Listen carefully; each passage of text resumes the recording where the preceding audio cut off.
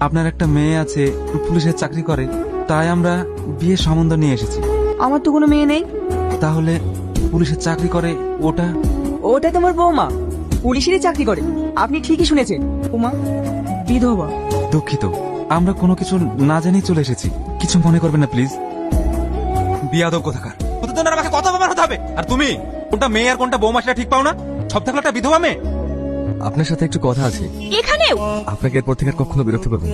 ঠিক আছে, বলুন কি বলতে চান। আপনাকে আমার ভীষণ পছন্দ, আপনাকে আমি বিয়ে করতে চাই। আপনি আমাকে চিনলেন না, জানলেন না, হুট করে বলছেন বিয়ে করবো? আমি সব জানি। মানে? আপনি একজন বিধবা, তাই তো? হ্যাঁ, তা আপনার কোনো সমস্যা নেই? তা নেই, কে কি বললো তাতে আমার কোনো যায় আসে না। আপনাকে নিয়ে তো আমি থাকবো। আপনি পাগল হয়ে গেছেন, তাই এসব বলছেন? আপনি কি নতুন করে শুরু করতে পারেন না? না, পারি না। এই যে বড় বড় কথা বলছেন, এটা আজ আছে, বিয়ের পর আর থাকবে না। পরিবারের সাথে সাথে আপনিও আমাকে কথা শোনাতে ছাড়বেন না, বোঝা গেছে? এবার আসুন।